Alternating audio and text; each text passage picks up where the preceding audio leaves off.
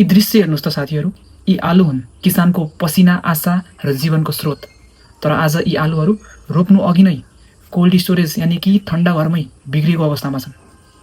यस्तो किन भयो र यसको जिम्मेवार को हो भन्ने कुराको स्पष्टीकरण आज हामी यो भिडियो मार्फत गर्नेछौँ। सर्वप्रथम त हामी के जानौँ भन्दाखेरि, चाहे त्यो जुनसुकै जातको आलुको बिउ किन नहोस् होइन, समयका लागि चाहिँ त्यो आलुको बिउ चाहिँ निदाएको हुन्छ, सुसुप्त अवस्थामा हुन्छ।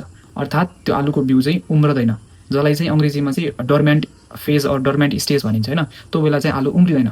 अब चाहिँ नि आलुको चाहिँ सुसुप्त अवस्था यानि कि आलुको निदाएको अवस्था या डर्मेन्ट फेज चाहिँ सकिए पश्चात चाहिँ आलु उम्रने या नउम्रने भन्ने कुरा चाहिँ आलु राखिएको ठाउँको यानि कि कोल्ड स्टोरेजभित्रको चाहिँ तापक्रमले भयो, त्यो भित्रको हावाको प्रसार, अनि कोल्ड स्टोरेजभित्रको चाहिँ हावामा भएको पानीको मात्रा यानि कि आर्द्रता, अनि कोल्ड स्टोरेजभित्र प्रकाशको मात्रा कतिको छ, अनि त्यसपछि गएर आलुमा चाहिँ इन्हिबिटर हर्मोनहरू या केमिकलहरू युज गरिएको छ कि छैन जसले चाहिँ आलु चाहिँ उम्रिनबाट रोक्छ, त्यो कुराहरू भयो। अनि त्यसपछि अर्को भनेको चाहिँ आलुको चाहिँ जो सुसुप्त अवस्था हुन्छ नि, त्यो कतिको लामो या छोटो छ, यो कुराहरूले चाहिँ आलु उम्रिने या नउम्रिने भन्ने कुरालाई चाहिँ एकदमै ठुलो असर पुर्याउँछ। यसरी कोल्ड स्टोरेजमा राखिएको आलु उम्रिनुको चाहिँ कारणहरू चाहिँ यस प्रकार छन्। नम्बर 1, तापक्रम। यदि तापक्रममा चाहिँ घटबढी भयो या फिर तापक्रम चाहिँ एकदमै बढी भयो भनेपछि चाहिँ आलु चाहिँ उम्रन्छ। नम्बर 2, हावामा पानीको मात्रा यानि कि आर्द्रता। यदि आर्द्रता पनि एकदमै बढी भयो, उच्च भयो भनेपछि आलु चाहिँ उम्रन जान्छ। त्यसपछि चाहिँ हाम्रो हावाको प्रसार।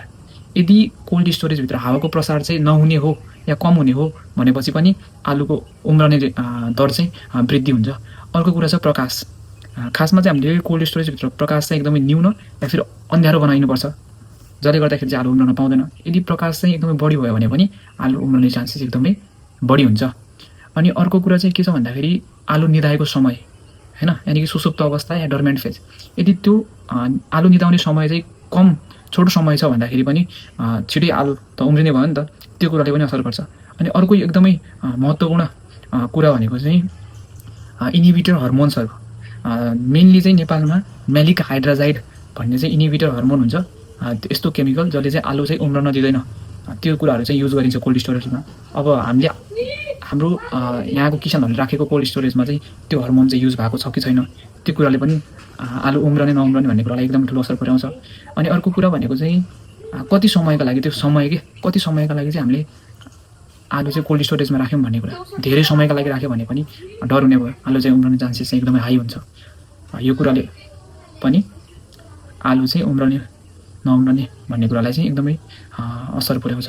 अब एकदमै ठुलो प्रश्न खडा हुन्छ, यसरी गोदावरी नगरपालिका लगायतका कयौँ ठाउँका सयौँ किसानहरूले चाहिँ हजारौँ पैसा भुक्तानी गरेर कसैले 1 बोरा 2 बोरा 3 बोरा आफूलाई पाइपर्ने जति आलु चाहिँ बिउका लागि कोल्ड स्टोरमा राख्दै गर्दाखेरि त्यो बिउ चाहिँ अत्यधिक मात्रामा उम्रिएर बिग्रिएको अवस्थामा छ। न त उक्त आलुलाई हामीले अब बिउको रूपमा नै प्रयोग गर्न मिल्छ, न त उक्त बिउलाई खानाका रूपमा नै प्रयोग गर्न मिल्छ। अब यो सम्पूर्ण नोक्सानीको जिम्मेवार कसले लिने भन्ने एकदमै ठुलो प्रश्न खडा भएको छ। यसमा चाहिँ म आफ्नो धारणा व्यक्त गर्न चाहन्छु। मलाई चाहिँ के लाग्छ भन्दाखेरि अब यो सम्पूर्ण नोक्सानीको जिम्मेवारी चाहिँ हाम्रो सरकार, हाम्रो चाहिँ कृषि कार्यालय र कोल्ड स्टोरेज तिनटैले चाहिँ मिलेर लिनुपर्ने हुन्छ जस्तो मलाई लाग्छ।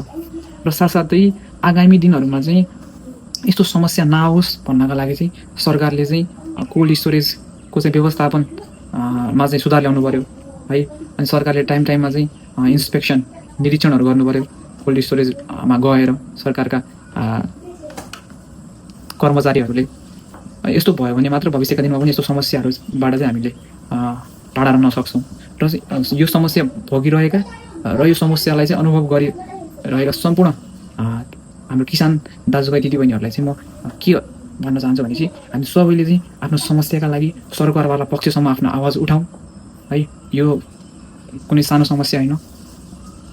कयौँ किसानहरूले चाहिँ यो वर्ष आलुको बिउबाट वञ्चित हुनुपर्ने अवस्था छ।